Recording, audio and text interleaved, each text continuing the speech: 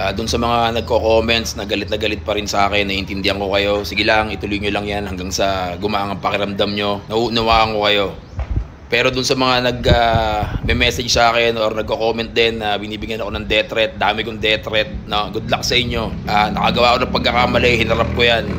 Pero yung mga death threat nyo, hindi ako tatakot sa inyo. Dahil ako humaharap ako, hinarap ko yung pagkakamali ko. Lahat yan, mga taga Batangas, humingi ako ng paumanhin. Pero yung death threat nyo, gusto ko lang parating, hindi ako tatakot sa inyo. Okay mga kapenyo, update nga tayo dito kay Boss Bullet. Napakarami po nagre-request sa akin nito na mag-update daw ako about nga dito sa pangyayari kay Boss Bullet. At dito nga mga kapenyo, no, nangyari nga ito dito sa Barako Fest. Alam naman natin na ang napagtalunan nga rito is about sa 1 million at sa pag-akyat ni Boss Bullet sa event mismo, na kung saan mga kapenyo nagbayad po etong si Boss Bullet ng 100k about nga doon sa binato niyang mic. So isang microphone is 50,000 pesos. Ganun po kamahal yung microphone na naitapon ni Boss Bullet. At bukod doon mga kapenyo, napakarami na nga raw banta, no, dito kay Boss Bullet. Pero hindi nga raw siya natatakot kahit pa sinong nagbabanta sa kanya dito nga sa social media ngayon. At tara mga kapenyo, wag na natin patagalin at sabay-sabay nga natin panoorin yan dito kay Brother Bullet.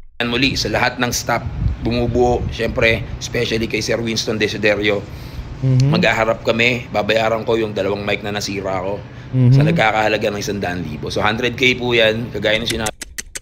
Grabe, no? 100,000, no? Para lang doon sa pagbato nga ng microphone neto ni Boss Bullet. Pero syempre, nangyari na yung nangyari. Wala tayong magagawa. Ang importante rito, nag-public apology na etong si Boss Bullet at aminado naman siya sa kanyang nagawa, no? Dito sa Barako Fest. At alam naman natin mga kapenyo, no, na mali talaga yung nagawa nga ni Boss Bullet. Kasi kung may problema nga talaga siya doon sa 1 million about sa hatian, labas na po yung nagpa-event doon o labas na yung Toro family doon. Yun naman talaga yung katotohanan dito mga kapenyo, no? Kaya napaka-inam ng ginawa ni Boss Bullet dito na humingi nga siya ng pasensya dito sa mga napinsala niya at bukod doon sa mga Batanggenyo. Sabi ko, hinarap ko kung naman yung mga nagawa kong pagkakamali sa mga taga Batangas. Ngayon ang harapin ko naman yung damage para sa kanila. Respeto sa lights and sounds industry. Ako, si Boss Bullet, taos puso ako humihingi sa industry na yan, sa lahat ng negosyante. Respeto natin sila dahil hindi biro. Hindi lang dahil sa malaki yung babayaran ko, kundi dahil hinaharap ko, tinatanggap ko yung pagkakamali ko. Kaya naging aral yan, ang gusto ko wag nang maulit sa iba.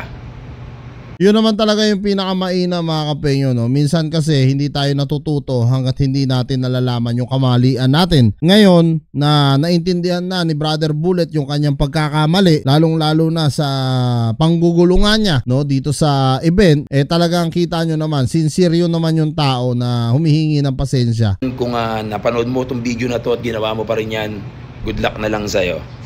Kaya sa lahat ng bumubuo ng lights and sound system, 10-inch, pangunin sa inyong lahat at magkita-kita po tayo. Abangan nyo po yung pagharap namin ni Sir Winston ng 10-inch lights and sounds.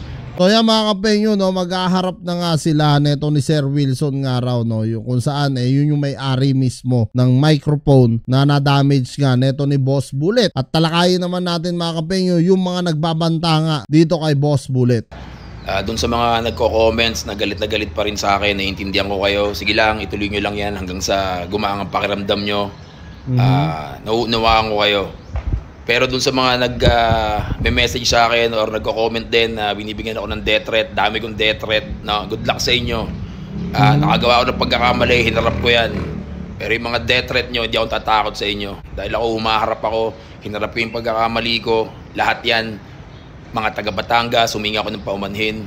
Pero yung death threat nyo, gusto ko lang parating, hindi akong tatakot sa inyo. So yan mga kapenyo, no, talagang harapan na sinabi nga ni Brother Bullet dito na hindi nga siya natatakot dito sa mga death threat na mga nagko-comment sa kanya. Alam naman natin dito sa social media mga kapenyo na talagang pag napag-initan ka rito, no, talagang kung sino-sino yung magsasabi na ganito, kesyo mamatay na sa ganito, kesyo papatayin kita sa kanyan. So alam naman natin mga kapenyo sa social media, kaya nga dito sinabi ni Boss Bullet kung ano man yung kanyang pagkakamali nagkakamali, hinaharap daw nga niya at bukod doon, hindi nga daw siya natatakot dito sa mga nagbabanta sa kanyang buhay. So yan mga kapenyo, ano nga masasabi nyo dito sa napakainit na mensahe ni Boss Bullet? Comment nyo na lang down below lahat ng mga opinion nyo at lahat-lahat po yan mababasa ko. Kita-kita lang sa mga susunod kong vlog.